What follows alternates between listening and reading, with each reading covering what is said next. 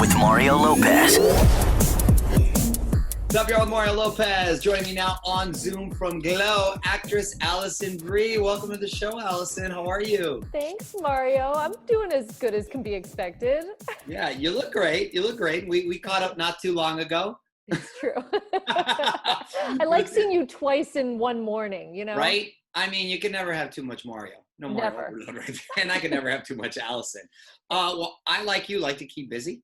Sometimes double dip like you did back in the day, shooting both Mad Men and Community, which was so cool because I was thinking about it. Two shows that are completely different, and it's sort of an actor's dream to be able to pull off something like that, right? Oh my God, absolutely. They were two of my first jobs. And aside from it just making me feel really busy, I felt like the busiest actress in Hollywood, just got to go to my other job. At the same time, just like you said, I got to really work those acting muscles because on Community, and the vibes of the sets were very different too. So on Community, we were just like, I don't know how to describe it. We were like kids on a playground making fart jokes, constantly making each other laugh, Right. Pranking. And then on Mad Men, we were shooting a serious drama, and I took it very seriously. Yes, did nuanced work. It was great. It was really fun. I think, and I think really it was. It's kind of helped me throughout the rest of my career, being able to go back and forth between those two modes, and also just like the hectic nature of it. Like it'll never be as crazy probably as it felt then. Right. No, exactly. How have you been holding up, by the way, during this whole pandemic? You spent your time here in LA or were you? Yeah. Dave and I have been at our house in LA, Okay. and we're doing okay. I think we're obviously very lucky. So comparatively, we're doing great, and we love our home and we love each other, which has proven to be the main thing. Yeah, because it's been sort of breakup season for a lot of people during this time, so that's good to know. And I totally get it. It seems like people are either breaking up or they're having babies. So I'm like, people are going hard in either direction. We're staying middle of the road. We're just like, you know what, we're good. Things are good. So no babies on the horizon. No. Okay, I don't think so. Okay, we don't think so. Okay, we'll see. We'll have to revisit that. So this is cool. I like the premise of your new movie called The Rental, which coincidentally, you mentioned your husband Dave. You both worked on it together. Yes, Dave co-wrote it with Joe Swanberg, and he directed it. It's his directorial debut, and I got to act in it, and it was just the most wonderful experience working together. We've worked together before, acted together in The Disaster Artist and another film called The Little Hours. So we've been on sets together, which I think that was the first hurdle. I remember being very nervous before we shot Disaster Artist, which was the first thing that we shot together, because I wasn't sure. Some actors are very different when they're on set than when they're off set. I was like, is he going to be a totally different person? Am I going to be a different person? Right. Luckily, we're not psychos. So that worked out great. How was he behind the camera? Oh my God, he just was fantastic. He's such a perfectionist. He's so meticulous.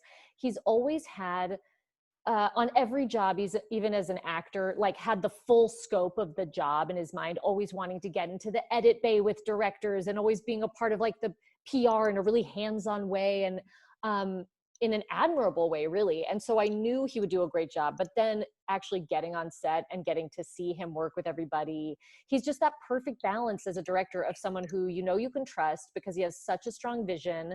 And again, he's so meticulous about his ideas. And at the same time, totally collaborative. He's such a nice guy. If you've ever met Dave, he's like a really good person. And that was reflected. Yeah, I haven't had the pleasure. I think I may have told you, but I do know his brother pretty well. He's a great guy. So I'm a fan of his from just his work. So that's great to hear. And that's cool that you guys are happy and working together. So as far as the film, what's the premise? The movie is about two couples who go away for a weekend and they stay at a rental home.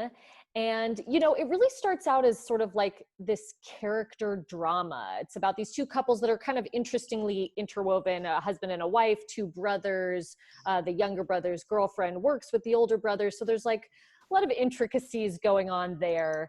And as their trust sort of starts to get whittled down between them, they become vulnerable to some other dangers that are lurking.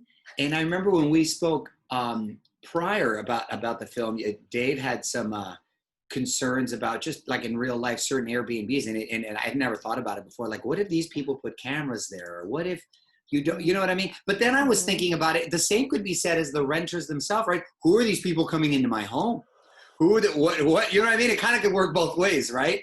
Definitely. Honestly, the more press I do and the more I talk about it, that has been the thing that's been dawning on me. Like, I'm like, we think it's weird to stay in a stranger's house. Right. What about the person who owns this house and their stuff is in the house? Exactly. And you're just staying in it. Like, yes, I think, this movie also really plays with the idea of who's stayed there before you. What's to stop them from making a copy of the key and coming back whenever they want? And like, it's trust is the major theme in the whole movie. And it is like people trusting strangers to stay in their homes. We trust strangers, to go stay in their space. But we don't really know each other. The country's in turmoil. It's like a very strange thing. And definitely, the camera thing is fully a real thing. And on the sure. But then I thought about it since you told me, and like at the same time, people maybe do the camera thing more for like security too, right? I was just gonna say, I don't like want voyeurism to so much, but perverts, but I guess I could see having like a camera in the living room to make sure no one's breaking things. Right. I do think the line is like, you got to disclose that, right? You got to kind of say, hey, just so you guys know, we do have a security cam in the front of the house and in the living room, and not in like the bathrooms and the bedrooms. Right. No, that is good. It is fascinating though. And I was thinking about it too. Both with homes and cars, like in Uber. What was it? Has it been about 10 years now since Uber or rideshare? We've been able to, it is a fascinating thing. Just, come on in, stranger. Just normal about it. Just getting in strangers' cars. Right. Yeah, drive me. And with Ubers, I think about that a lot because I'm like, so now that guy just knows where I live. Exactly. He totally knows where I live. Exactly. Okay, see you soon. I feel like I've had Uber drivers pick me up and been like, hey, I've driven you before. And I'm like, I don't like that you remember that. Right. No, you're right. They're just being nice. Points. They're just being nice, but I'm like, I don't know. Yeah, no, I'm with you right there. It did make me kind of think. So no, that's cool as far as the movie. Let's talk about Glow. You've got a fourth and final season coming up. How much was shot before things were shut down? We shot about 2 episodes. I actually think we have 2 days left on the second episode, which to me will be really funny when like maybe a year has gone by and like people just walk in, their hair is like a little different. Right. Like, that's funny. Yeah, we shot for 2 weeks. We just have no idea when we're going to go back. So that's kind of this, it puts us in that state that everyone's in right now, just this state of limbo of like, when will anything go back? It's sort of being in LA, it's like, everything reopened, everything just shut down again. Our show is so physical. So I think it's going to be really tricky. I don't think we're going to be like the guinea pig show. I think we're going to be like one of the later shows once they've like figured out how to do it.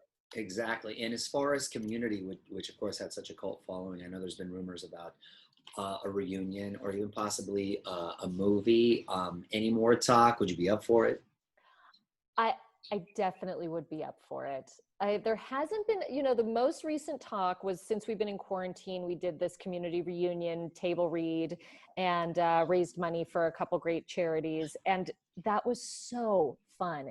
I think now that we all, there certainly was a period of time where I would have just been like, the movie is never happening. People should let it go.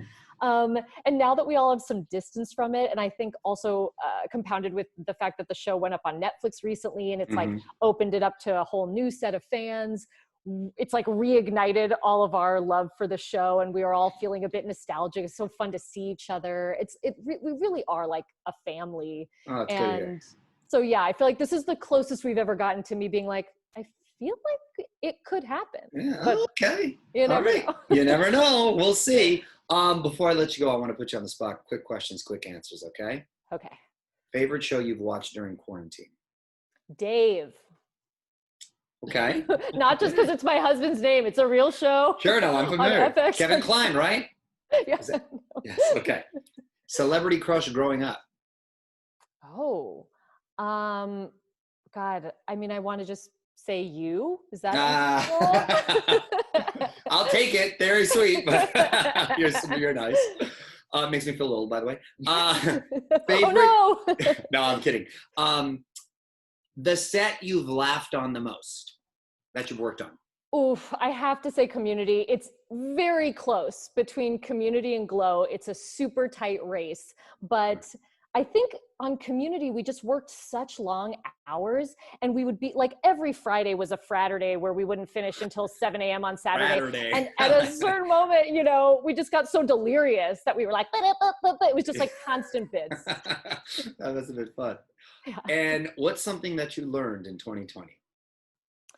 Oh God, probably that, you know, it's been a very humbling year for most people, I would assume, but just kind of like taking in the scope of the world. I think there's so much that I've learned that's outside of our control, and also things that we need to be more aware of. It's sort of been like a good ego check year, I think. No, I agree. And where are you from originally, Alison? I'm from LA. I grew up in Highland Park and then South Pasadena. Is that right? Oh, you're one of the rare native Angelinos. I know. I'm a real unicorn. Yeah, and you are, because you come across very normal. Thank you. I survived. I was on the east side, you know, like we're pretty cool. Yeah, hey, I'm not far from there in Pasadena too. Well, nice talking to you again, and congratulations on everything. Watch The Rental, out now in select drive-ins and on demand. Alison, thanks for checking in. Thank you. Good to see you. All right, you too. Take care. On with Mario Lopez.